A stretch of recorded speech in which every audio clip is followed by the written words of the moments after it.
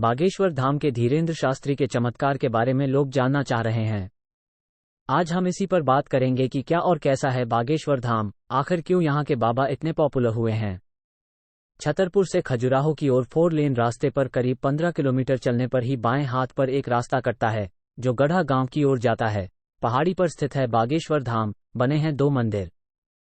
ऊंचे नीचे व उबड़ खाबड़ गड्ढों से भरे रास्ते पर 2 किलोमीटर चलने के बाद शुरू होता है गढ़ा गांव, जहां इन दिनों श्रद्धालुओं और दुखियारों का डेरा है। 1000 लोगों की आबादी वाले गढ़ा गांव के दूसरे छोर पर एक छोटी सी पहाड़ी है और यहीं पर स्थित है बागेश्वर धाम। पहाड़ी पर चढ़ने के बाद आपको 2 छोटे छोटे मंदिर नजर आएंगे। इनमें से एक है भगवान बागेश्वर महाराज यानी शंकर जी की छोटी सी मैया। ये इतनी छोटी है कि शिवलिंग को स्पर्श करना हो तो झुककर भी एक आदमी मुश्किल से जा पाए। बागेश्वर धाम के नाम के पीछे की कहानी। यहाँ के सेवादार दीपेंद्र बताते हैं कि ये चंदेल कालीन प्राचीन मंदिर है, पर इसे बागेश्वर क्यों कहते हैं इसके बारे में उन्होंने बताया कि चूंकि इस पहाड़ के आसपास घना जंगल था जिसमें बाघ घूमते थे, इसलिए इसे बागेश्वर कहते थे, जो अब बागेश्वर बोला जाने लगा है। महादेव की इस मैया के पास ही बना है बालाजी धाम, हनुमान जी महाराज का नया मंदिर। बागेश्वर धाम महाराज के आचार्य धीरेन्द्र शास्त्री इन्हीं बालाजी के उपासक हैं और कहते हैं कि उनको इन्हीं की सिद्धि मिली है और इन्हीं के दम पर वो लोगों का भूत व भविष्य बताते हैं। पेड़ से चिपटकर चीखते चिल्लाते मिले लोग। बालाजी के मंदिर से सटकर ही लगा है एक बड़ा सा पेड़ जिससे चिपटकर लोग चीखते चिल्लाते रहते हैं।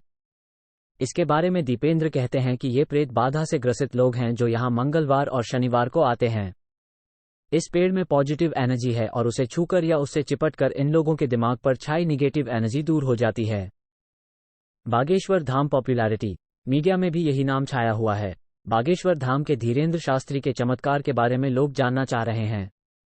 आज हम इसी पर बात करेंगे कि क्या और कैसा है बागेश्वर धाम, आखिर क्यों यहाँ के बाबा इतने पॉपुलर हुए हैं। सामुदायिक भवन में मिलते हैं धीरेन्द्र शास्त्री।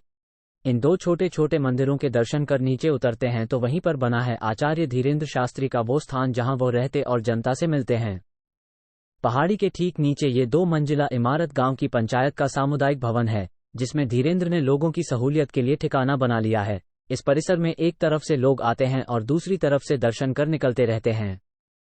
जिसे मिलना होता है उससे धीरेन्द्र शास्त्री टोकन व्यवस्था की मदद से समय देकर मिलते भी है। इस तरह बड़ा होता गया धीरेन्द्र शास्त्री का दरबार। धीरेन्द्र जहां पर बैठते हैं वहीं पीछे की तरफ उनके दादा सन्यासी बाबा के बैठने का स्थान है। बेहद सामान्य तरीके से रहने वाले धीरेन्द्र शास्त्री कैसे बागेश्वर धाम सरकार के नाम से जाने जाने लगे, ये पूछने पर उनके मित्र रिंकी सिंह बताते हैं कि इनके परिवार में पुरोहिताई का काम होता था।